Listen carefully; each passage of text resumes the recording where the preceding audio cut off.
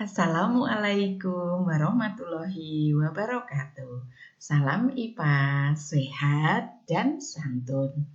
Bertemu kembali dengan Ibu Rina di Belajar IPA kelas 8. Anak-anak, pertemuan kita kali ini akan mempelajari tentang tekanan udara.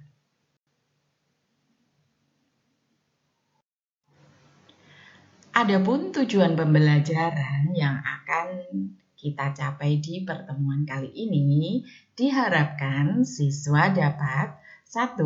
Menjelaskan tentang tekanan udara, 2. Menganalisa penerapan tekanan udara dalam pembuatan balon udara.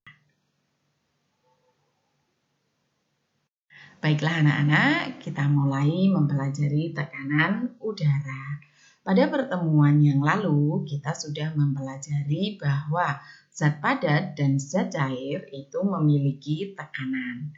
Nah, sekarang pertanyaannya, apakah udara juga memiliki tekanan? Baiklah, coba perhatikan gambar 7.15. Di sini ada sebuah gelas yang diisi air sampai penuh. Posisi awal ini belum terbalik. Kemudian di atasnya kita tutup dengan kertas, bisa kertas buku tulismu atau bisa menggunakan kertas HVS. Nah, tahan di bagian kertasnya dengan tangan, kemudian balikkan gelas ini secara perlahan-lahan. Kemudian dengan pelan-pelan juga tangan kalian yang tadi menahan kertas ini kita lepaskan. Apa yang terjadi? Iya, apabila kamu mau mencoba, nanti kertas ini tidak akan jatuh. Mengapa bisa demikian? Iya, percobaan yang kalian lakukan ini adalah salah satu menunjukkan bahwa gas itu juga memiliki tekanan. Ketika gelas yang berisi air dibalik, ternyata kertas HVS dapat menahan air di dalam gelas. Hal ini terjadi karena HVS mendapat tekanan dari udara luar. Jadi dari udara ini memberi tekanan ke kertas HVS yang besarnya lebih besar daripada tekanan air di dalam gelas. Nanti bisa kalian coba bermain sambil belajar. Kesimpulannya bahwa ternyata udara juga memiliki tekanan.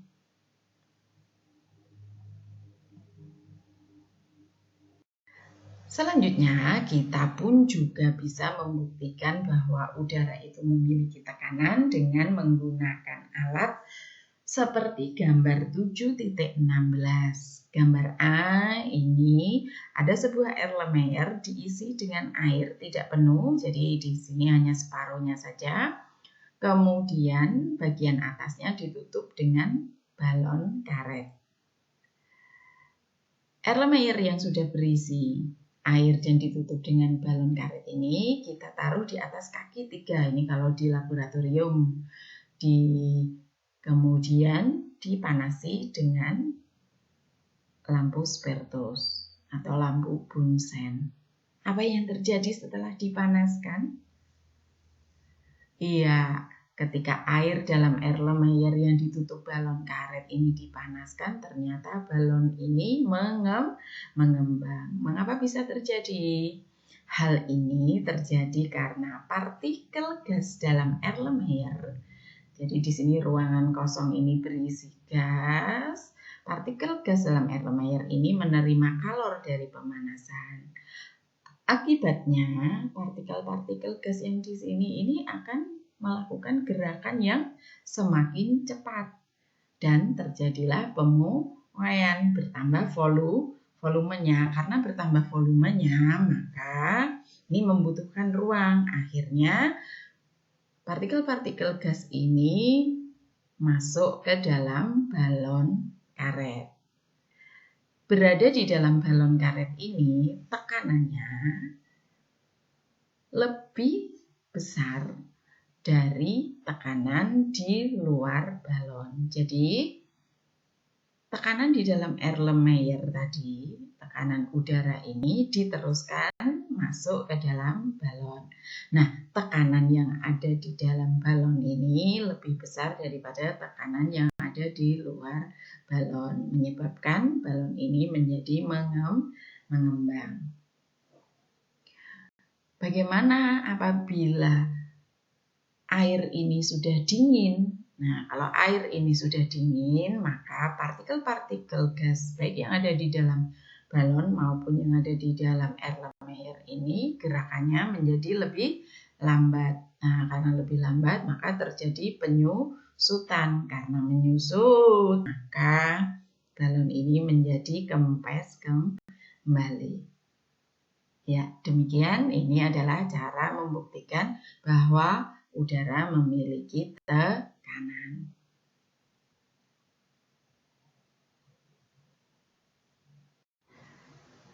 Pernah melihat balon udara, anak-anak?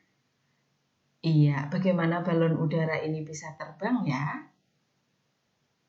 Iya, balon udara ini pembuatannya menggunakan prinsip tekanan udara. Cara membuatnya sama dengan pembuktian tadi. Di bawah balon di sini diberi bara api, dipanaskan. Apa yang terjadi apabila balon udara yang ada di dalam balon ini dipanaskan? Udara yang ada di dalam balon ini menjadi lebih ringan.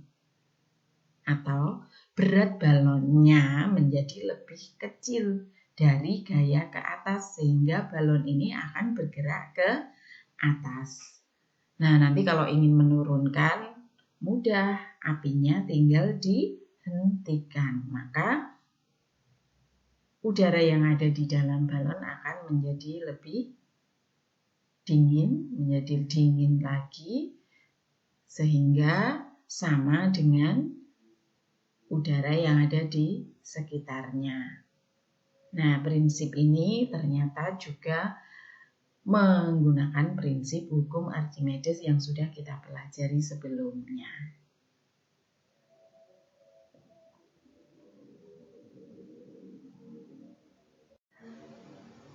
Lalu bagaimana kalau kita ingin mengukur tekanan udara pada ketinggian tempat? Nah, tekanan udara itu bisa kita ukur dengan menggunakan alat.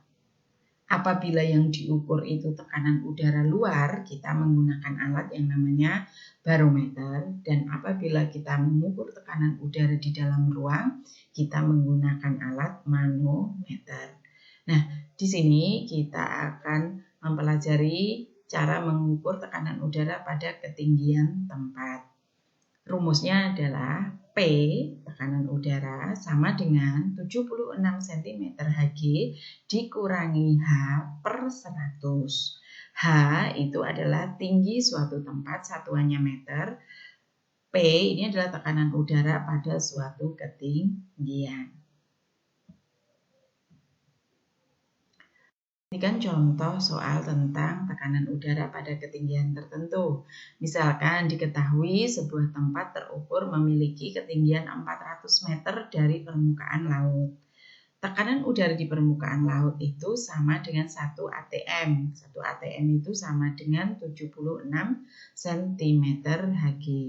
Besar tekanan udara pada suatu tempat dengan ketinggian 400 meter kemudian dapat diukur dengan rumus tekanan yang tadi sudah kita bahas, yaitu P sama dengan 76 cm Hg dikurangi H per 100.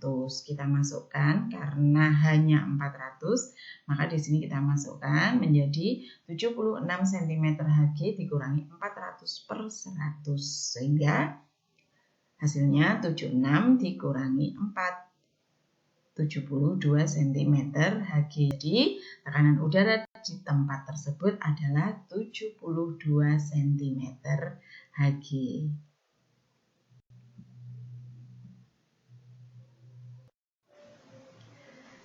Baiklah anak-anak, terima kasih sudah menyimak video pembelajaran kali ini. Sekian, wassalamualaikum warahmatullahi wabarakatuh.